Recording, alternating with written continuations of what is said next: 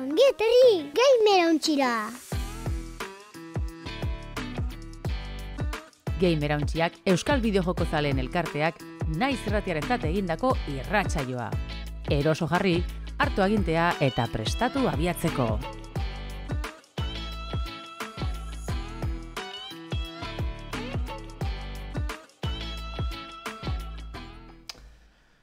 Arratsaldeon guztioi, ongi etorri Gamer hauntzaren 5. denboraldiko 31. atalera, guztira irratsaioak 129 atal egin ditu gaurkoarekin, edo egingo ditu.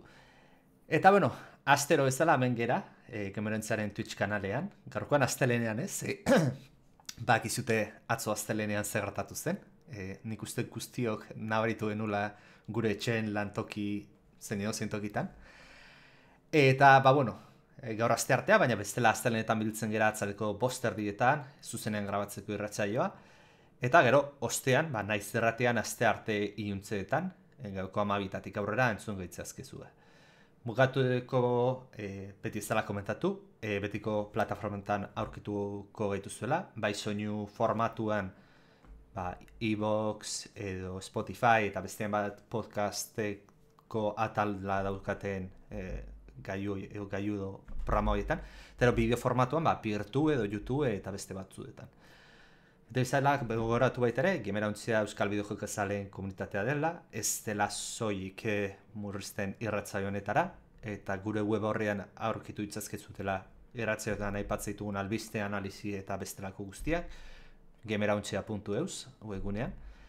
Eta baita ere, gogoratu, beti bezala Telegram taldea daukagula, hitz egiteko gure gauzetaz, gure eztabaidak eta izateko, eta bertan dauzkagula. Zoritxarrez, astelenean atzo Damian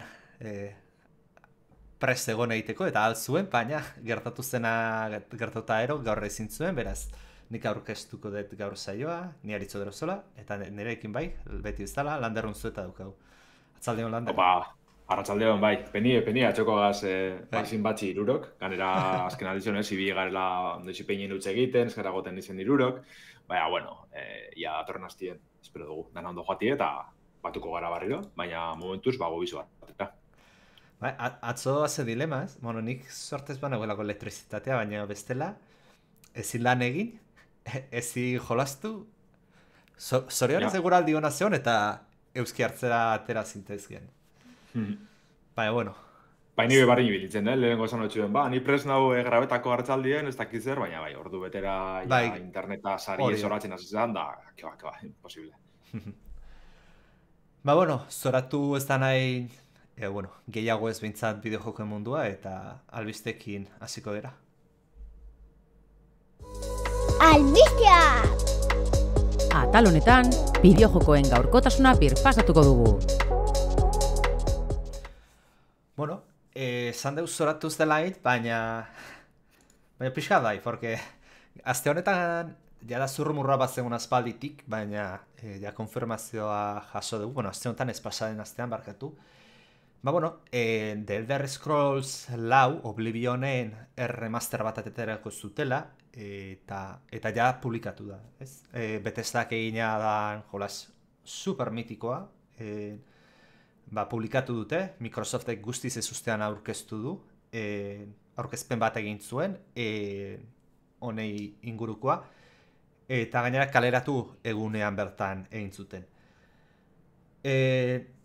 Imaginatzen zute, esan duten bezala jolas historikoa da, eta, azte bete baino gutxiagoan 4 milioi jokalaritaraino iritsi da, beraz, nabaritzen da, eta Lander guri nabarituko duzu askotan Damianitan niri, esaten deunen The Elder Scrolls 6an zai gaudela, ez gerala gutxi ez, jendea, aunque sea Oblivionen remastera balimare, erantzuten dula.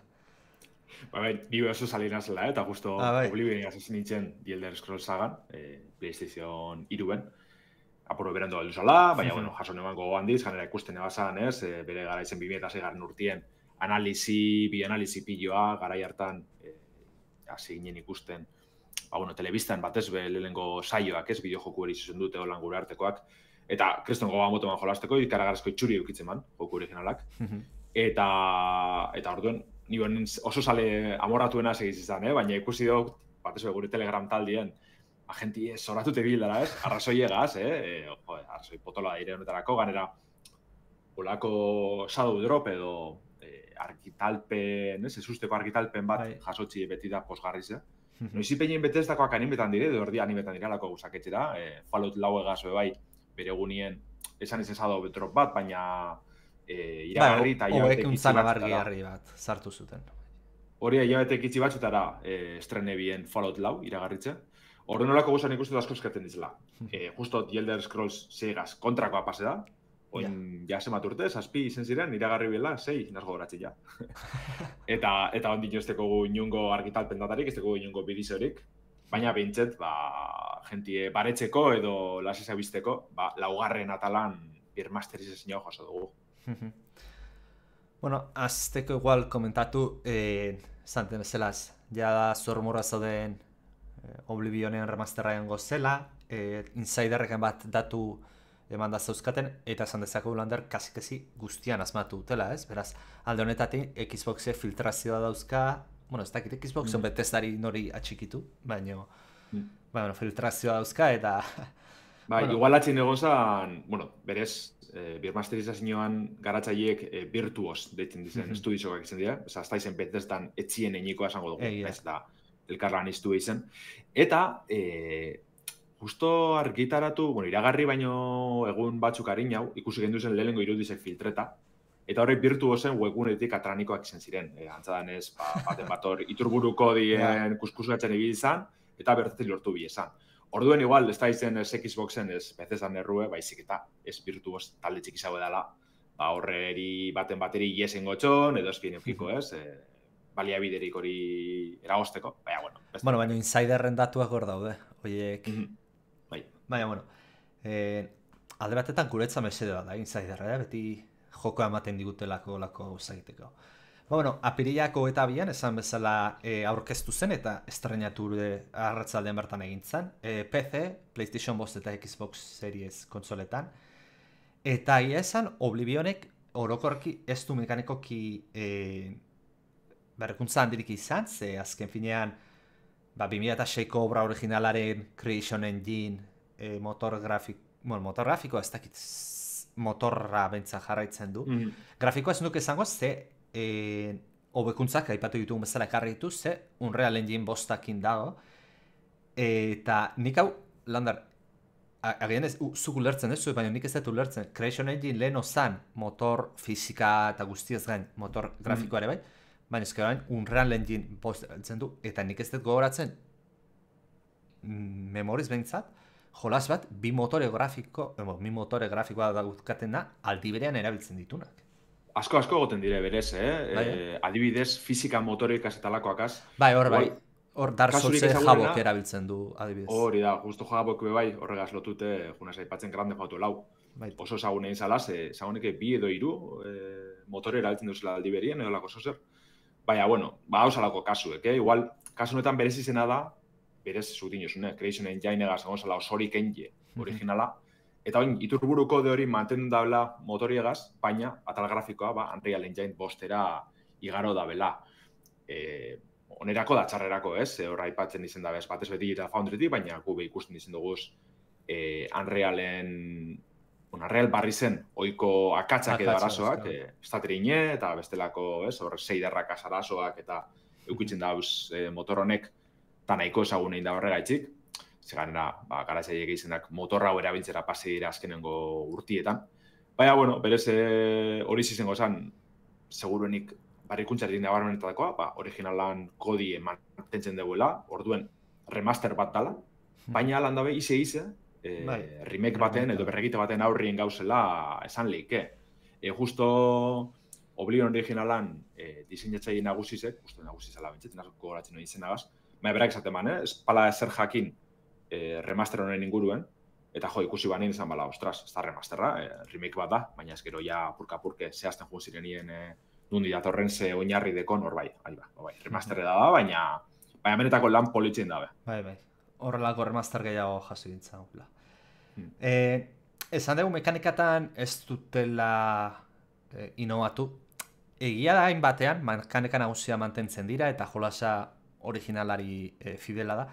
egia da berrikuntza txiki batzu sartu dituzten, nik uste gaurrengo estandarretara eta bizitza errazagoa hoiteko jendearentzat. Ba, adibidez, maila segitzeko bidea txukundu dituzte, gaur egungo estandarretara gehiago gertuatuz, munduan egiten dituzten aldaketak eta eskalatzeare pixatu betu dute, eta ero baita ere borrokak zen. Baiz, igual, hor, zentsu horretan, Oblivion originalak gitxman arazo handizenetako bazan, ez da? Zelan, auto-level hori, ez? Ja. Etxai eta gainerako pertsonaia danak zugaz batera maila zigotzen ziren, eta orduen, alde batetik, beti moten betxun erronka hori jokuek, baina bestetik, batzutan, oztopo handizen bilagatu alzan, edo, inoz ezen duen sentitzen, benetan hobetzen zabizenik, naiz eta abilezik izaguki, naiz eta armadura hobiek lortu, beti gote zinen hor, tartien, ez, esango dugu. Orduen hori apurbet txukundu da bela moten du, nik ez probe, baina Skyrimen antzadeko la dinoi esentzu askotan, orduen bai adibilerko da horregaz. Gero baita ere, erabil erraztasun aldetik menuak aldatu dituzte, alare menuak jarraitzen dute izaten Skyrimen eta bezala oso orientatuak konsoletako jendearentzat egokiek izateko, baina bueno. Eta gero baita ere borrokak epixa mejoratu dituzte eta bat isilpea ibiltzean mekanika horiek. Baina, bueno, nik uste errekuntza horiek ez dutela obra principal asko aldatzen, baina gaur egungo estandarretara edo goxotasun batekin hartzen dugula gaur egungo eraltzeak ze. Esan behar dut, 2006ko jolas bada, ia 20 urte, eta askotan jolas asko mekanika aldetik ez dirain xamurrek egiten orain jolaste dituzuna. Beraz, berrikuntza hauek laguntzen dute, pixat. Eta ero, komentatazuna ez, beste atala aldakuntza hondi egon dena da atal grafikoan. Eta hau, bueno, Unreal Engine 5 arazoak eta ipaitu ditugu, baina egia da, exagerazioa dela, eta remaster bat baino gehiago, remake ematen dula, ze grafikoki dagoen saltua ikaragarria da, eta ez dakit, nahi bintzatet zait okurritzen hola remaster bat grafikoki olako saltua handia egin duena. Ez, nik beholan buruen, ez teko... Osa, remakeetara junberko inak, ja olako salto bat ikusteko. Bai. Bueno, goratu Oblivion nondi joa, Zairo Eskualdeko eroian bilakatuko gea, betikoak kartzelan azten geha, jolazen ibliba zinaten, eta alako gertakari batzu gertatzen dira, jartzen gaituztela eroi izateko bidean, eta bueno, nik uste batipat, eta zuk esan zuen bezala, zure Oblivionekin hasi zinean The Elder Scrollsetan, ni ere bai, ni zu PlayStation 3an esan duzu, ni Xbox 360an gizkiz banago ibili nintzen, Oblivionen lehen aldez, eta arek surgatu ninduen mundu honetara. Eta bai, egia da Skyrimek eukidun fama izan dula, baina nik uste The Elder Scrollsak asentatu zituna dian den jolasetan Oblivion dela. Igual Morrowind baita ere ona da, eta bere pixan nitxoa zan, pixet espanditzea lortu zuen, baina ja... Baina aldabe nitxoa zan, ez? Hori da. Baina publiko mazigora nik uste Oblivionek ekarri zula. Eta ero ja Skyrimek ja exageratu intzula hori. Eta, bueno, Oblivionek jarraitzen du moto hauetako Skyrimekin ta izan dugun ezaugar berdinak, esploratzeko mundu erraldoi bai daukagu, pertsonaia sortzeko mota aukera pila bat, sortitzazkegu magoa, borrokalaria, isilpean ibiltzen dena, gauza pila bat. Eta bueno, hori mantentzen du, historiare nik uste nahi bintzat Oblivionena gehiago gustatu zitzaidan Skyrimenarena baina, beraz alde horretatik hogeagoa. Eta ero gainera, gauzan bat da, remaster honek eduki gehigarriak bere baitan dakarzkila, bi eduki gehigarri, Knights of the Nine eta Shivering Ice espantziotako edukiak badakarkitelako.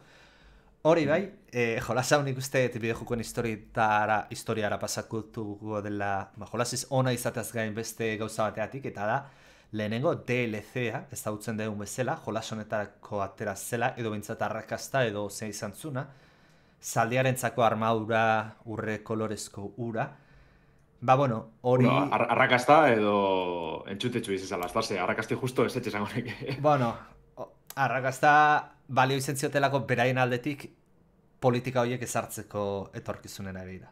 Bueno, baina gero kendu inbien, ez da berez, atxera inbien horregazana. Jo, ez naiz goratzen. Baina, bueno, baina orain aplikatute antzerako zerbait, ze eskin hori ez dator defektuki, baizik eta edizio berezia erosten duten entza dago, beraz, betez da beti bezala betez da izaten.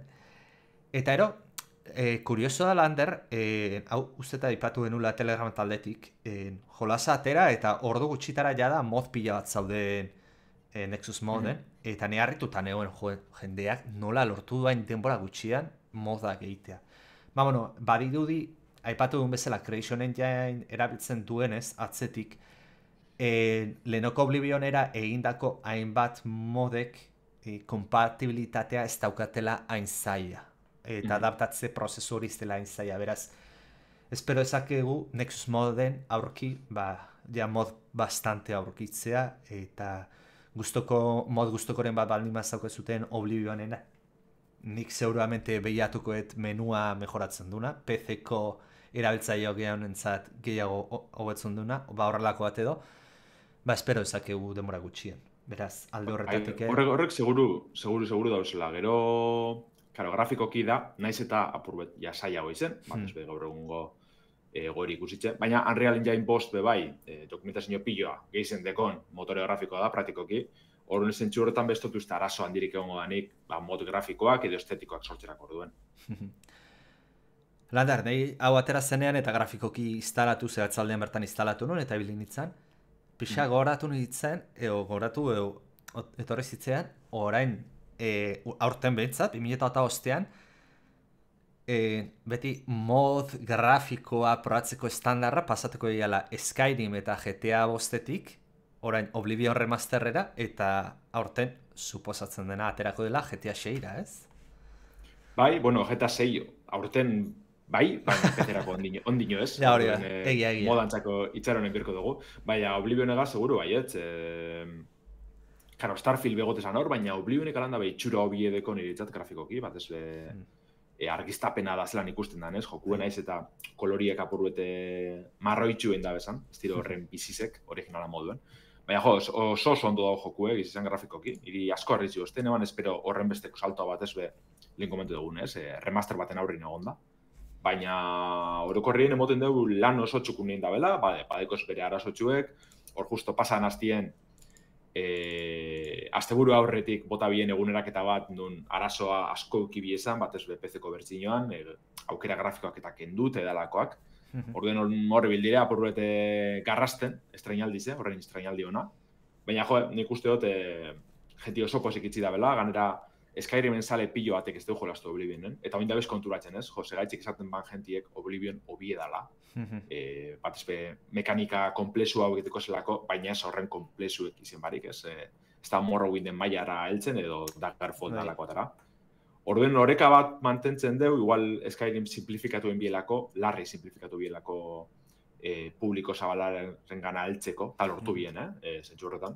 Baina oin dabiz konturatzen Oblivionen guzagei zabaltazen, magiek beste modera batera funtzetan dabe, nire magiek sortu altaz, hor guzapila dauz.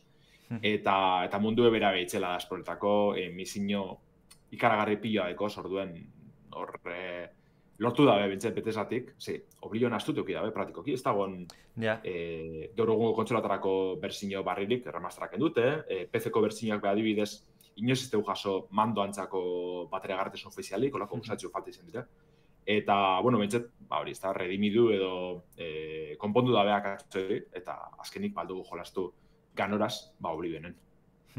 Bai, ados. Eta nahi bintzat asko gustatu zitzean, impresio entzian, Oblivioneko portala pasatuta juten geanean mundu, infernu mundu horietara, ze diferentzia dago, bere garaian ibiltzen itzenetik orain gora, zuan efektuak eta, gau eta eguna dira. Eta, pozgarria, nik espero dut, eta gaina zurrumorrak egon dira landarazken aldian Fallout 3an remaster bat egonote eiteken, egotema da, nik bentsat nahiko nukena, Fallout 3-ana, edo New Vegasena, biena. New Vegas. Izan daia kalitate hau, ez? Ja, nik uste exigitzea dela, behin lortu dutenean, kalitate honetako remaster bat izatea. Bai, eta jentik bai ikusti, solako proiektu posible izela, hartunde hori turburuko de originala modu honetara hobetzie, eta, justo aurrekoan Telegramen beha aipatzen gendun, ez? Batek esaten ban, normalien, remasteratan jauzi grafiko nabarmena goten dela, eta ni nahu adoz, zema remaster ikusi duguz, nun bakarrik, eske testurako betu barik, bere izmina aragotu daben, igual, segundoko irudizen tasie beharagotu, ez beti, batzen ez dugu ikusi alakorek, Paper Mario kasu bat, oste adibidez, GameCubeko Paper Mario originala 60 FPS-etan ibiltze zen, eta Switcheko remasterra 30 doa, orduen, olako geusak beha ikusi zen duguz. Orduen, claro, horren beste denpora dugu ikusten remasterak nun, hobekuntza grafiko oso txikiz izen dan, eta indaben guza bakarra izen da portietie, basikoki, ez, esango dugu. Ikustie, alako gauzak posible izela, ez, oblio negazein dabena posible dela. Ba, igual ate asko zabalduko deuz, etorkizunien, olako remake izen barik, remaster handizek ikustekoa, eta nik uste dut asko eskartuko dugula olako zozer. Tero beste gauza, Unreal Engine 5 erabilita, zugustezu etorkizuneko Bethesdaren jolasak Unreal 5 erabiltzera pasako diela, edo jarraituko dutela Creation Engineen? Kaldera ona, klaro, kasu honetan, kaso oso berez izedaz, virtuosekin deu, ez da izen Bethesda berez. Baina, klaro, egiz edabe bai, garatzaile handi asko Unrealera pasa dizela. Ja, erosotasuna gaitzik, dokumentazioa bari hor dau, ez duzu zure motore propioa garatu bier, horrek beralde hona dekoz, baina aldi berien lanpila eskatzen dutxu. Eta gaur egungo airukoitzan, ez, joku airukoitzan, garapen denporak oso luzi dire, orduen. Zure berezko motori garatzen dibiltzik, ja, denpora piloa jaten dutxu. Orduen izen lehike, Bethesda berabe esatiala. Ametik aurrera Unreal edo besteren bat erabiltzen dugu ja berez prest dauena, eta azkara nekatzen, da listo. Bai, nik entzun daukatenez, Creation Engine dela oso komplikatua, eta soilik Bethesdako veteranoek kontrolatzen dutela. Karo, jende berria atorkizun enean Bethesdara, erakutzi behar diozu guzti hori, eta nik uste Unreal Engine 5 bideojoko garatzaile garapen eskola guztietan erakutziko dela. Unity eta hori behintzat, oinarrizko bat emango dutela, hortaz. Bai. Abantaia hori da, baina beti hori da, txarra. Dependentzia hori izango ezula motore grafiko esterno batera, eta kasu honetan Epic ze nahi duen egitera. Bai, bueno. Bai, eta hori komente dugune, arazo bat deko nien, bat ez behan Unreal Engine 5 deko arazo nabermen hau, ez dut erina, alako izoste txikizek edo esango dugu ez, gertatzen dizela jokuetan. Eta asko nabari da, pratikoki, euren jokutanatan, gero seiderrak ez beha alako arazo katxi sortzirakoan, da, bueno, egon dire dokumente da dauzen arazo piloa. Eta, klaro, osoa da Unreal erabiltzie, merkiena da askontzat, baina gero jabiz ikusten joku danetan akatz berberak errepikatzen da bizela. Erik Osinek komentatzen du txatean, beretzat Bethesdanen arazo beti izan dela motor grafikoa, Starfieldekin ikusi izan Microsoftek eskua sartu zela, eta etorkizuneko uste dula erabiliko dula. Egia da Starfield oso ondo ikusten dela, baina naharitzen zaio oraindik Creation Engine daula atzetik eta bere limitazioak dala mapa oso handiak ezin dialain eta demora ustean pantalla kargana. Eta hori, horrelako gauzak gaian Unreal Engineekin soluzionatu ditzazkete, baina, bueno, ikusi harko da. Desde luego, interesante izango da, Scroll Shaderako ze erabaki hartuko duten. Ze asko espero den jolaz bada, eta pekatzen jarraitzen badu, orain arteko gauza guztiak, pantalla kargain beste egin behar izateak, bueno, igual jendea pixkata zerre jartzen du, Starfieldekin gertatu zen bezala. Bai, oso kerrezpana bilen, iragarri bilen, berez, Elder Scrolls 6 Creation Engine egazta bizela ditzen, baina, klaro, okerrezpana bilen, igual hanki izartzen dabil, baina, klaro, horren beste hilabete eta urte deko zaurretik, igual aldatu da bela, eta listo, igual erikek aipatzen da bena, Microsoftik zantzie ez, holan ez, eta Unrealera paste direla, lista, euskalo. Bueno, ikusi beharko dugu. Momentuz Oblivion zaleo behauk ez dute aukera ibiltzeko eta gozatzeko, grafikoki espektakularran jolas batetan. Eta ja jolasa bera ere oso ona zen batean. Eta... Bai, eta bitxo, eskinien Xboxek ustekabien, urteko pepin horik edo joku handizetako bat, kaleratu dugu, inok espero barik. Bai. Bueno, gu posten gera eta zaleo geanak disfrutatzen jarraituko dugu. Oin ondo iruditzen batzun Xboxetik eta, Elder Scrollsetik justo kontrako espektrora igaratzen gara. Oin aste pare bat, egin duen berba Switch bizen aurkezpenari buruz, Nintendok bere kontsola barri ze iragarri eban, bertako hardwarea zein bideo jokuek erakutsitza. Eta segurunik jokurik handizena, iragarpenik handizena, Mario Kartena, ez Mario Kart World ezagutu genduen ja ofizialki, datu piloa monda. Baina, ekimen hartan, Nintendo Direct hartan, beste Nintendo Direct bat iragarri bien, kasu honetan Mario Kart Worlderi zuzen dute.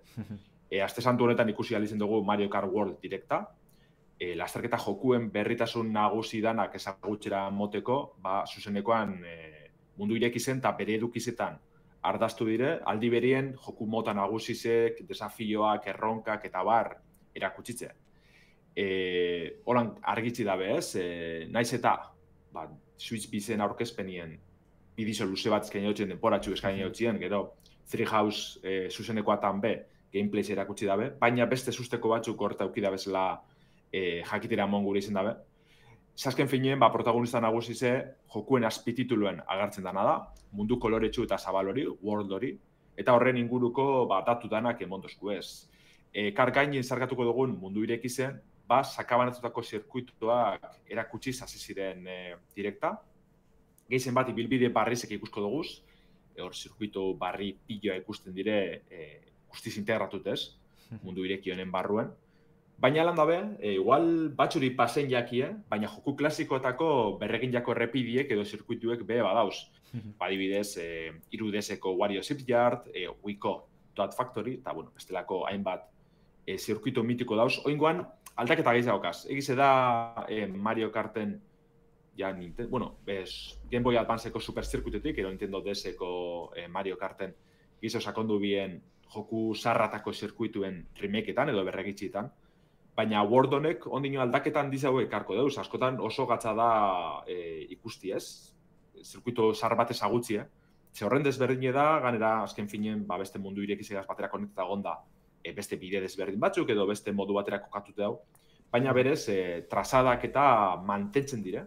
Orduen hor nahiko susteko politxe erundugu, joku zar honetako zirkuito mimitikoak barriro beste ondioko imaginatute, irudikatute beste modu batera.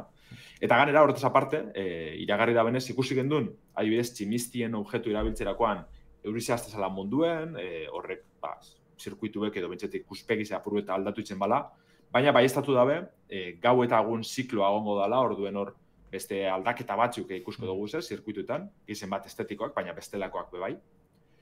Eta orokorrien zirkuitu aldetik kopa pilo hango direla moten dugu, ondino ez da bez danak iragarri, naiz eta zirkuitun zerrenda oso luzi dauen.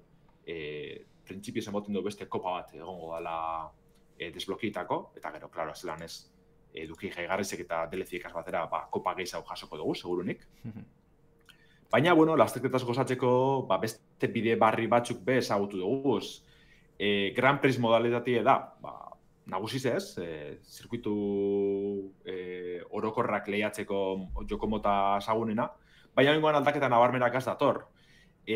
Lau zirkuitutan ibili biherrien, eta listo, zabakotzen 3 bira eta burrengora joan, eta bukatu zirkuitoa, edo kopia. Beste aldaketa batzu datoz. Oingoan, lasterketa bat bukatzen dugun momentuen, urrengorako ibilbide kontuen hartzen da kopa barruen. Hau da, lehenengo lasterketan kopa baten 3 bira ingo duguz, bukatuko da lasterketa hori, eta jarriko dozkue. Lasterketa bukatu dan leku horretan, zirkuito horretan, eta joan birko gara mundu irekitzik baina mugatute urrengo zirkuitora. Kontu da, urrengo zirkuitoen ez daukala esango nuke sonatzen dit. Hori da, estilo horretako zer da. Gauzie da, bigarren zirkuito horretan da 3. eta 4. ez duguz lehiatuko ja 3 bira. Alako sprint zirkuito moduko bat izango da, nun hasiko gara aurreko kokalekutik, eurrenengo dugu bigarrenera, baina parte hori dana zirkuito moduen kontetan da. Orduen hor, jentia apurru eta astoratuti bila esan ez, nik ura odote betiko eskemie, betiko premisie, eta, bueno, Nintendo baiestatu deu, UBS lasterketetan adibidez, ohiko irubirako lehiak jokatzeko aukeri egongo dala, ganera edozein zirkuitu lotzeko aukeri egongo da, orduen hor, igual, mapako mundu osoko puntu batetik besterako gara bila adibidez, eskartzeko dala, hori guk nahi modure antolatu alizetia. Baina, bueno, berez, beste modalitate nagusi edo interesgarri jasoko dugu Mario Kart World honek, dala justo Forza Horizonetik atranikoa zuzenien, Knockout Tour deitzen da, eta da, kanporaketan modalitatie, hau da, ibilko gara, hori ez da, epatu dugu moduen, mapa zabal horretako zirkuito bat bestera gelditzu barik, baina eltzerakoan zirkuito barri batera, alako elmuga bat edo jarriko dozkue, nun ez pagauzen jokueke adierazten dozkun postuen ganetik, kanporatuek izango gara. Orduen hor depora guztitzen ez, zierrara hori, emozio hori mantentzen dugu jokuek, egizan ikusteot izarra izango dela, Mario Kart World honetan. Ondo funtzioetan badu bentzet oso divertigarraz izan like. Eta ganela beti pike hori hobetzeko eta ez, tiretzen dugu, orduen ia zelan doan. Baina, bueno, gero betiko bestelako jokomotak egongo dire bai, borroka modu egongo da, Coin Runners, batez pikiek eta borroka txikizek sustatzeko. Gero aipatu da benaz, oinguan 24 gidaren arteko lasterketak egongo dizelez, versus lasterketatan, ja 4 taldetan banatzeko aukeri egongo da, oza, aldeu jolastu bakoitzak bere aldetik, edo bestela, taldetan banatzen goaz, 4 taldetaraino heldu arte, orduen horbe, kuadrietan da jokatzeko oso aproposa izango dela moten dugu. Gero bukatzeko azkenengo joko mota handiz izango zana, free roam edo mundu askie izango zan. Bertan, mapa osoa nahi dugun moduen esploretako aukeri dekogu, eta benetan eskartzeko izango dela moten dugu, zebentzet erakutsi da bena gaitzik, mapiek sekertu pila dekoz, oso bizize da, leku pila dauz ikusteko, ganera Marion joku desberdineri keinu einez, edo tokikoneri, eta beste hainbat ere bai, egiz izan. Eta oso politxe moten dugu. Karo, jentiek eukideaben bilurra izan da, free roam hau edo mundu aske hau, apurbet utxik geratzie edo ez egoti esarraitzeko. Eta horren inguruen mintzatu dire Nintendokoak, esan ez, erronka desberdinik egongo dizela, biltzeko gauzak, alako txamponak, edo bloke desberdinak aktibetako aukeri egongo da, gero mini jokuetan edo desafietan parte hartzeko.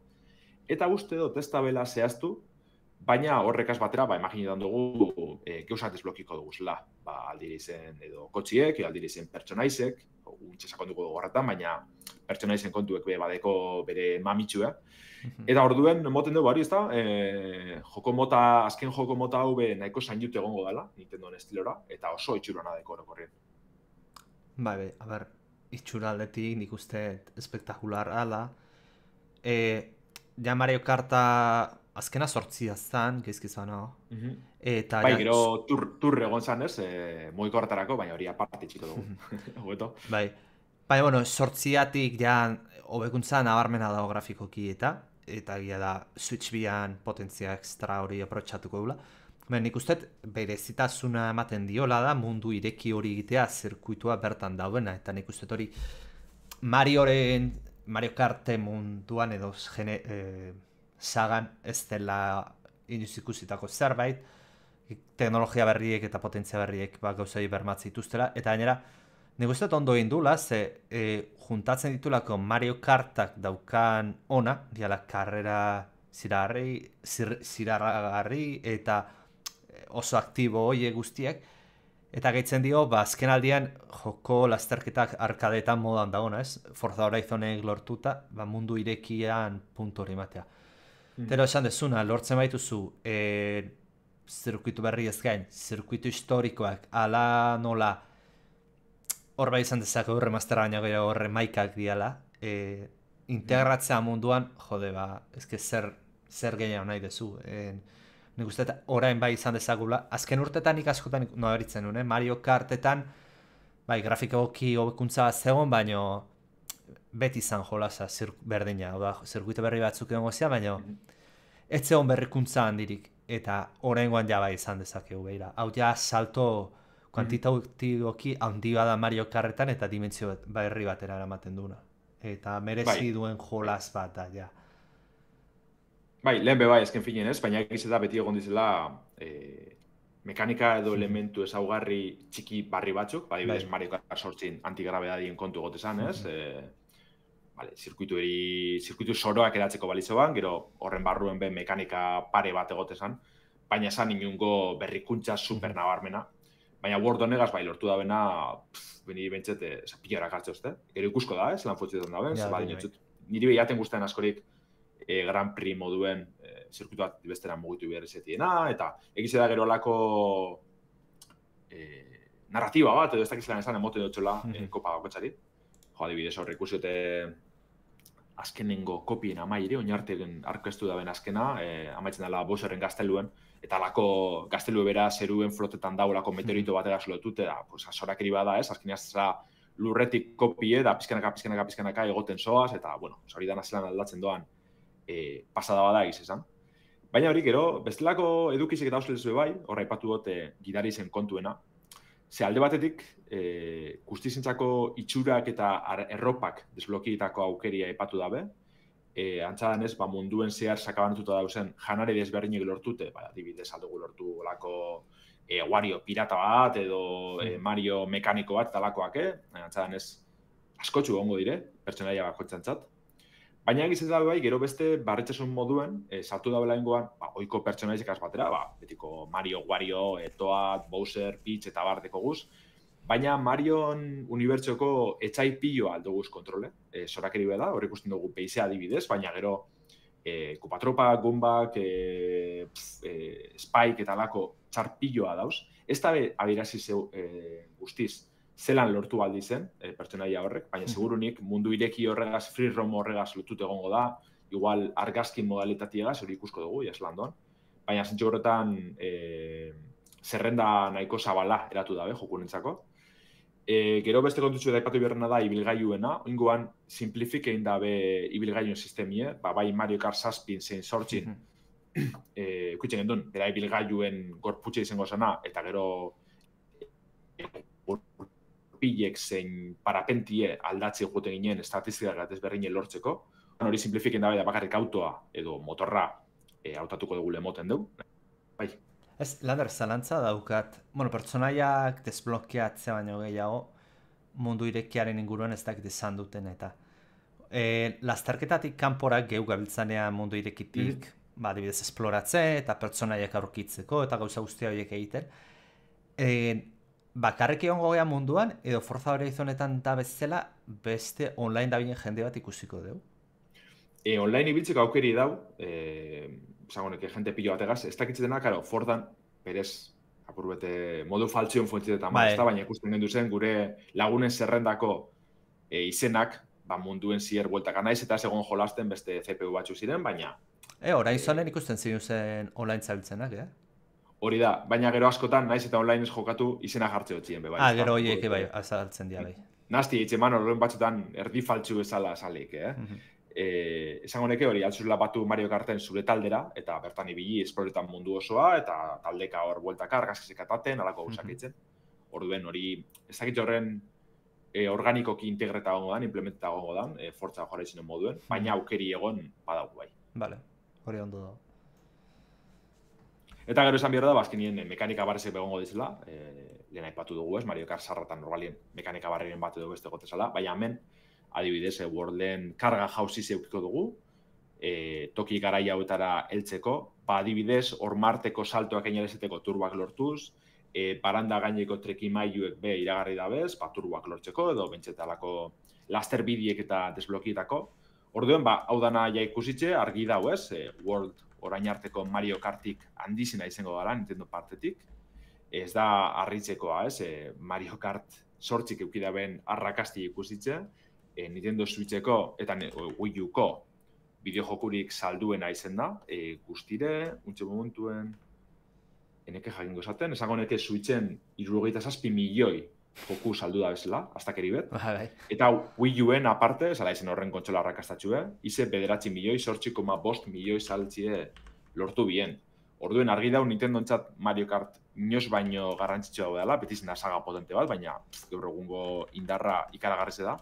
Orduan World honegaz ja urrengo mailara heltzeko asmo hori deki, Ez bakarrik jokuen, baizik eta presizan bebai. Esan genduen moduen, 90 eurotan estreniko da Mario Kart World, fizikoan, nahi badugu. Eta digitalien, 80 euro balizoko deuz. Egize da, Switch biko pakagaz batera, murriztutako presizan helduko dela, eustot, 50 eurotan urtetan dela, olako zozer, hori ez da borren txarto. Baina bai, Nintendo, beste plan batzuk, ez plan handizedeko ez Mario Kart honegaz, gero seguruenik DLC potentik egongo ere tartien bebai, ikusko dugu espantzinoak eta zenbat balizo da bezan.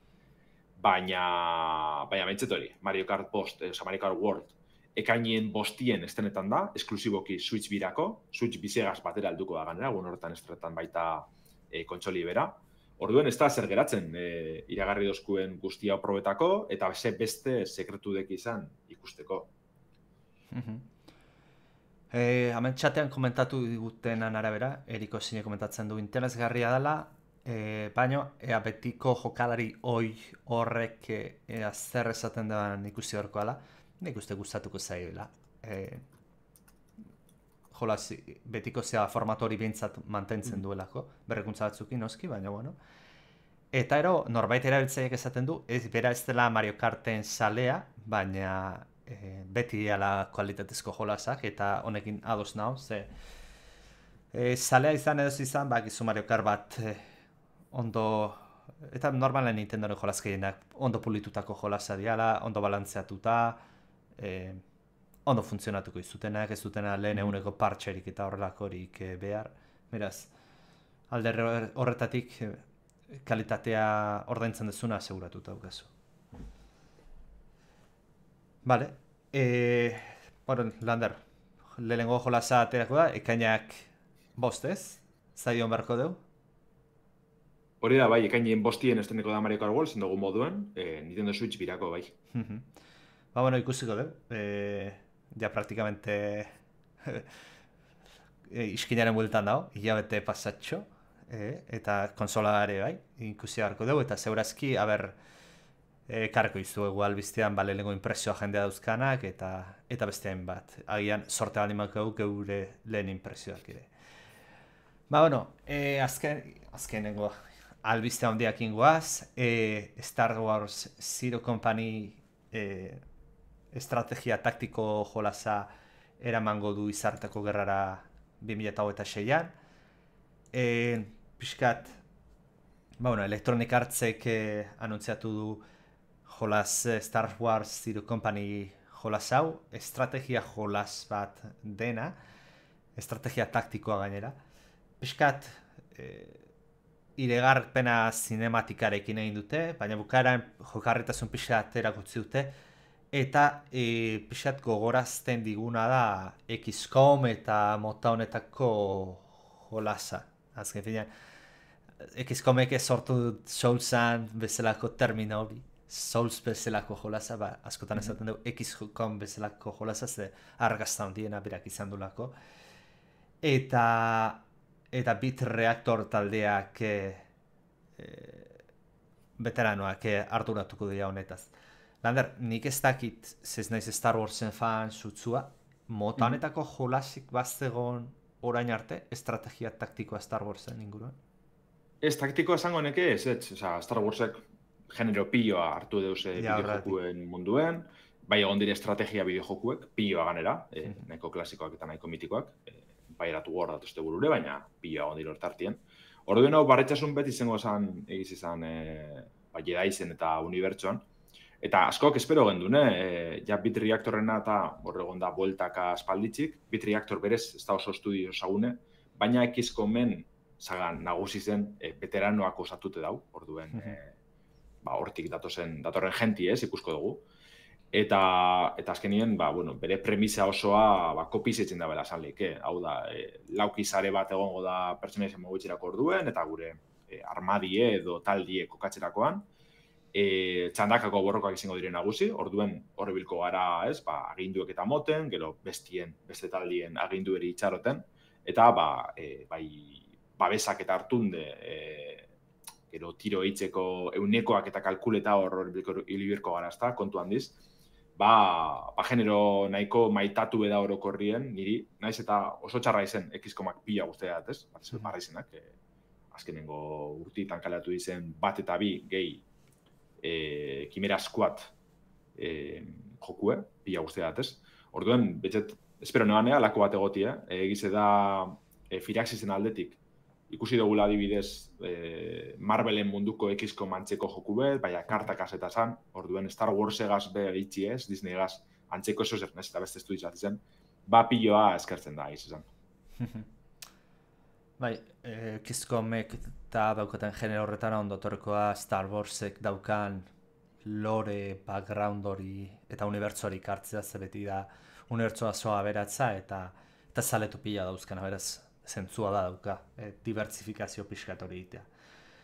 Bueno, jolas honetan, zero konpainiaren ardurapean bilakatuko gara, eskuadroi bat manejatuz, eta bertan klon soldaduak, mandaloriarrak, droidek eta nola ez, Jedi zaldunak ere hartzen dituen taldeak kudeatuko ditugu, protagonista Hux izena duela, eta gero esan beharra dago, ez, jolas mota hauetan, eta baitera Battlefrontetan eta bezala, egondan bezala, eroi mota bakoitzak bere abilezia eta ulgune partikularrak izango ditu, beraz, horietaz baliatu beharko gara misio baterako edo beste baterako, eta horiekin jokatu. Baina, ardura honek esan dutenez, guk eratutako droide taldea kontrolatu dezakegu baita ere nahi izan ezkero. Hau da, eroi hauetatik pixkat ez markatzea nahi badaigu. Taldea kudeatzez eta pasean arduratuko gara, bertan soldaduak pertsonalizatu izango ditugu, eta betare pertsonaia edo soldadu horietako itza progresio sistemat izango du, horrela beraiek abilizia berriak eta lortu zen joan daitezen urrengo misioetarako, ez? Eta horrek jokoa emango dizu. Misio ezberdinak, taldea adaptatu zutera misioak eskatzen dizun beharretara.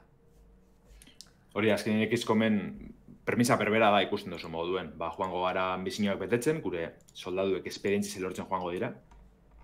Soldaduek izan lortzen joango gara, bakoitza bere pertsonaia mota desberdina izanez, ganera bakoitzak bere abilezizen zuaitxe edo kinalko dugu, ez? Abilezi desberdinek desblokietako, askotan aukeratu inbirko dugu, zen nahi dugun lortu. Eta horren hori da apuroet bilatzen da bena, balik eta eraginkorrena izetia, ze nahi izen ezkero behintzet, gure soldadutako bat hiltzen danien, bezirako hilko da, permadez hori egoten da alako jokuetan, eta Zero Company gauza bera paseko da, baiztatu da bena gaitzik. Orduen, hori, bada apuruet, kudeatxie gure basi hobetzen joango gara, gauza gehiago lortu ala izeteko, eta aldi berien gure pertsonaizek bare gehiago hobetzeko, baina horregaz, holako ziklo bat sortzen dabe, nahiko erakargarri segizizan, eta Zero Company, printzipioz, hori dana, Star Warsen itxuriegaz mantenduko dugu. Eta ero, Lander, komentatu zutenez, jolas estrategikoa izateaz gain, eroien arteko alako historioak eta alako arteko harreman batzuk egiteko aukera izango dugu, ez? Imaginatzea jolas mota honetan oso sakona ez dela izango atal hori, baina, bueno, eskertzen. Bai, oza, bueno, X-komek ikutzen du nahiko historio potenti, baina goenen moten da bena gaitzik horretaz aparte, gu honek gure protagonistia Hoxek uko du bere testu ingurue, baina lortuko dugu zen eroi batzuk be antzera ebilko dire, euren aldiregon eroi generikoak esango dugu, guk rekrutuko dugu zenak edo analakoa, baina beste batzuk ja historiarako garrantzitsuek izango dire, eta orduen eurentzako misio berezizek egongo dizela moten deu, edo bintzete modu batera euren testu inguru ezagutzeko bidiek, gero alkarren artien harremanak egongo dizela moten deu, justo X-komen Kimera Squaden azkenengo jokuen egotezin alako guzetxu be bai. Orduan, itxura batien hori dana hartzeko asmoa deki elektronik hartzetik. Eta, bueno, komentatzeko, girotze aldetik klongerren aroan kokatuko dela, beraz, Star Wars trilogiako filmen bigarren trilogien kokatu ezakeu, beraz, orko estetika eta jazaerak aurkitu ditzazkegu unibertsu horretan.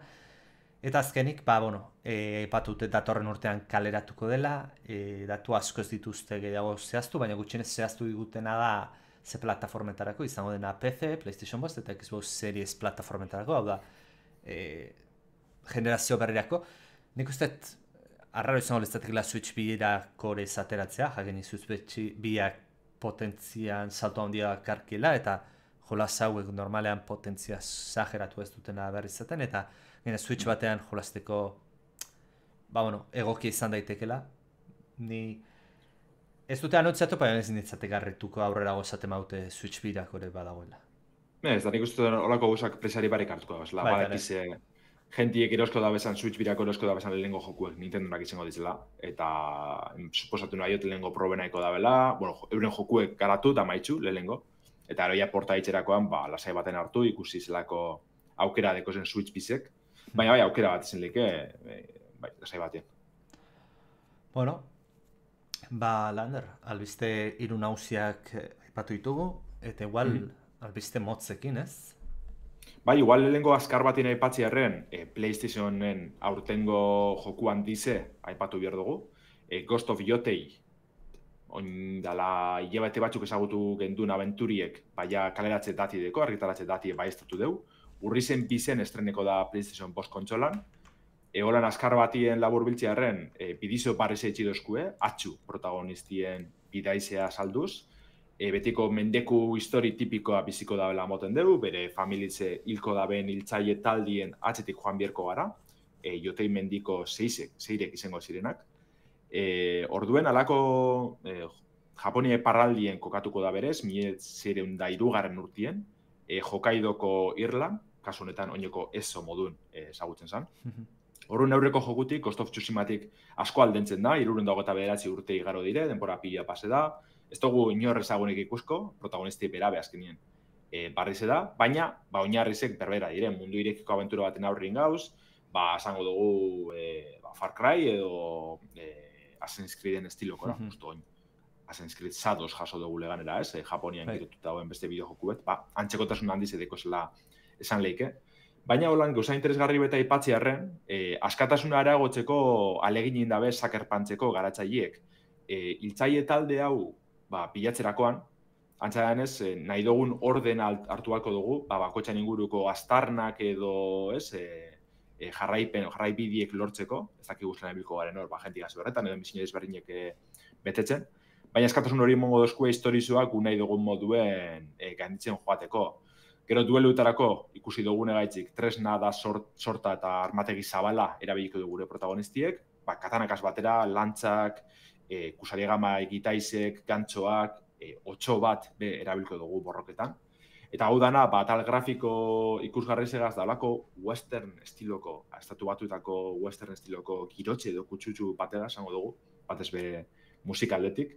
Zalantzari barik, aurtengo PlayStationen jokuan dizenan aurrien gauz. Esan dugu moduen, Ghost of Yotei urrizen bizen estreneko da PS5 kontsolan.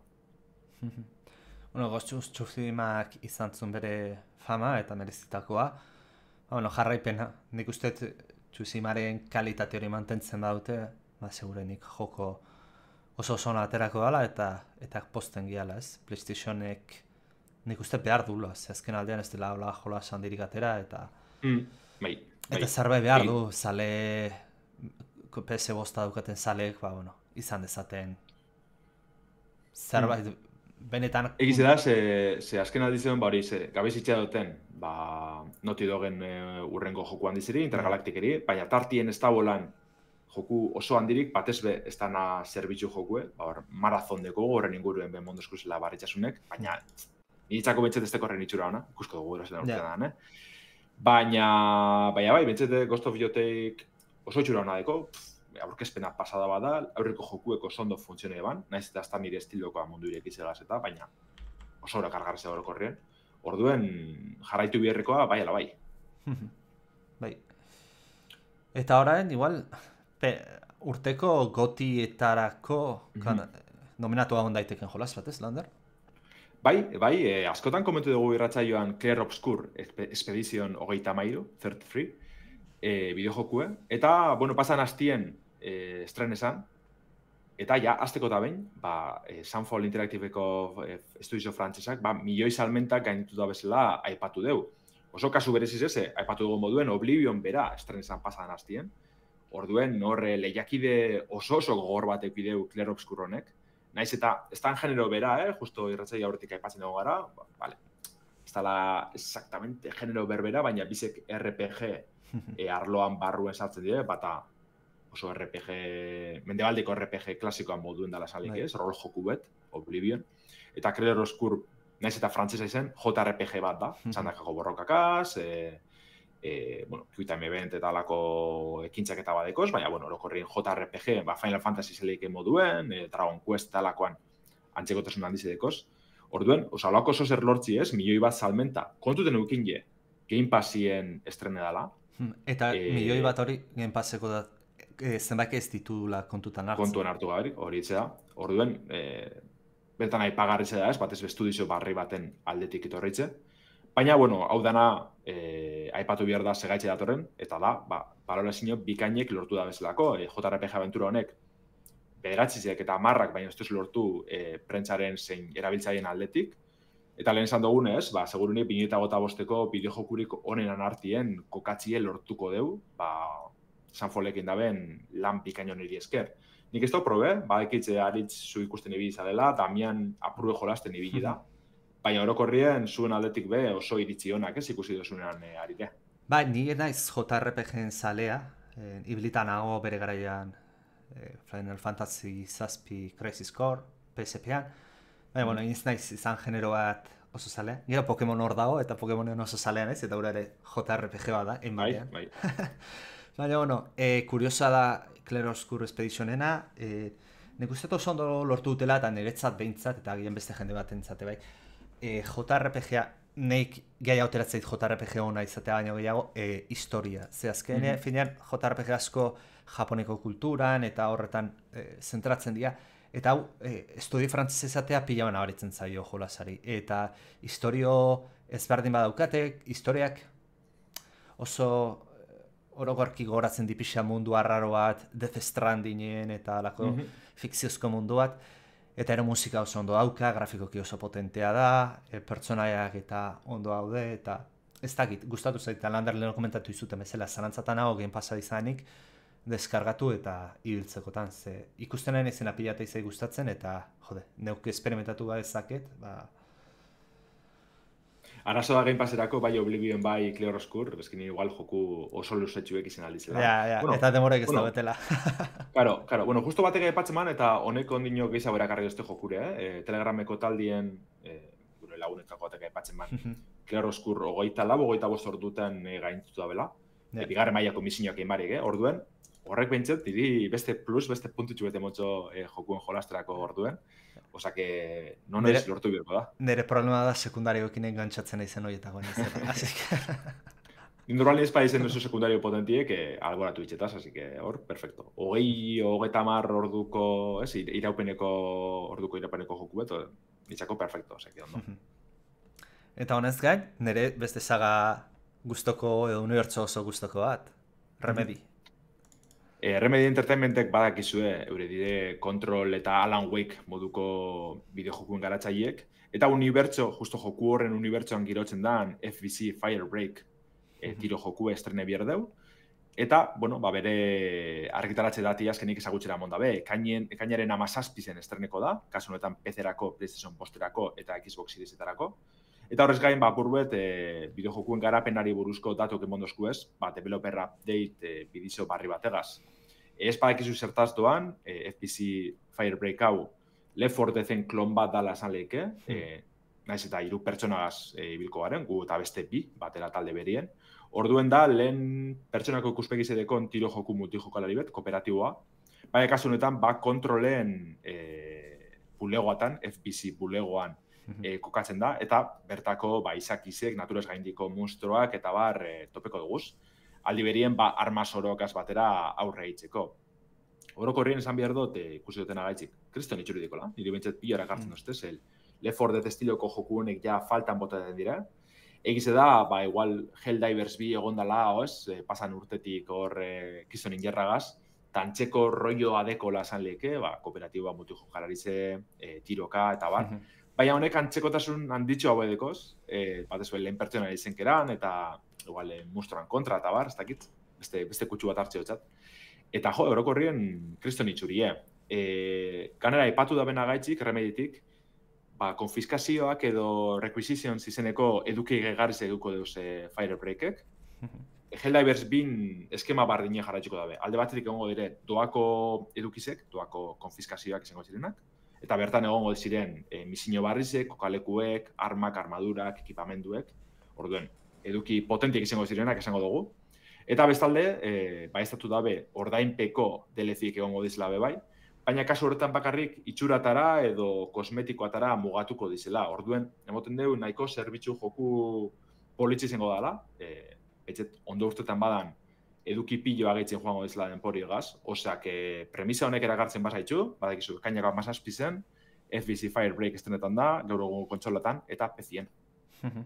Bai, nahi zain zut, unibertsoa pila gustatzen zait, kontrole... Ala Waken bere garaien gustatu zitzaidan, gero kontrol ikusi nuen eta orduan konturatu nintzen konexioa zaukaten unibertsoa ziala, kontrol pila gustatu zitzaiten. Ala Wake bi orain independente daukat egia esan. Baina, probatu, igual aziratik ez dut jolasa erosiko, baina noiz bait Game Passean atatzen bada, edo marraki baldin badago, du ere gabe probatuko bat hori oso divertigarria ematen du taldeka ibiltzeko eta gainera FBC-en bulegoetan neko bulego kuriosoa dira, desde luego. Bai, zalantzari parik, beste joku bet, aurtengo zerrenda maigabera gehitzeko. Eta azkeneko, Lander, hau sonatzen izena, baina ez dekokatzen. Bai, eta badakiz gaitzik sonatzen duzun. Tower Unite deitzen den bideo joku bet kaleratu barri da Steamen, oin gitzi alako indi talde batek garatu daben bideo joku da. Geuzie da, berez, oin amin nabil urtien bile, igual laritzuk horrek aldute dekozu Steameko zure jokuen artien, zer 2016 urtien hasi ban sarbide goiztiarra, horreti asko sarbidie, eta dinuzu, horren beste urte egon badan horre bueltaka, igual ez da izango horren ona, ez? Baina berez oso balorazio ona deko zen festa estiloko bideojoku da. Dalako, esango dugu, PlayStation Home estiloko hub bat, hau da, gure pertsona izauko dugu, holako mundu virtual baten, Jabo Hotel edo lakoan estilora esango dugu zentzu baten. Ibiltzen, beste pertsonaia batzukaz, beste jokalari batzukaz elkarrera egiten, mundutxu bedeuko dugu hor. Baina, interesgarri zen da, jokarri zen da, deko zen mini-jokuek edo probak. Apurbet, Mario Party estilora mini-joku desberdin pila proposatzen deuz, aldi zen tiro jokuek, arrantzie, autotxokitan ibiltzie, eskusa pilo dauz, mini-golfa, eta bar. Eta orokorrien, hau uste dut dala, okerrezpana bilen, Garry's Moden laninen ban taldez famatu baten jokua izango zana, eta hortik beste mini-joku batzuk honek kaleratu da bez. Orduen, egitze izan dalako joku esango dugu, horre Monkey Ball eta alakoak ikusten dugu zu bai, jentiek sortu da bezan mapakaz, Steam Workshoperako euskarri zedeko, jentiek pila sortzen ibili da azken 10 urte edo 9 urte honetan. Orduen, da jokuet nun, untxek kaleratu da, bai egize da, baina jente pilo batek ja berez Humble Bundle-etatik eta euko deu, bere liburutegi zen. Orduen, nahiko proposamen interesgarri batez lagunekaz jolasteko eta barre batzu botateko, ze hori, badinotxu, eta Mario Party estiloko joku erraldoi bet joku pilo bategaz, nahiko txukun, balorazio oso ona dekoz eta jentie oso posik dauela moten deu. Nigo gora atxeote hazin debala bere gara izen, baina netxoren kasuan dirik, osak igual barriro deskarge bierko da, eta bentsete aukeratxu bete mon, ze hori ze badin etxuet. Balorazio benetan positiboak eta jentie oso posik dago. Bueno, Garry's Moden egila tarte malde maduz divertigarra izango da, inolaz ere. Gaurkoz hau izan da saioa, eskerrik asko hemen egon zeaten guztioi. Hurrengo astelenean ikusiko dituzue guztioi, Lander zurire eskerrak, beti ez dalak gidoia prestatzetik eta guztia. Tan ondo badoa, atorren astelenean. Horea, dana ondoa baldin badoa, eta ja munduan amaieraz bat ator, ze ja pandemia, elektrizitatea joatea, ja ez da gize faltadan zerku hau bugatzeko. Hurrengo astelenean gogea, jolas gehiagorekin, eta albiste gehiagokin. Eskerrik asko. Eskerrik asko denori, onde bili.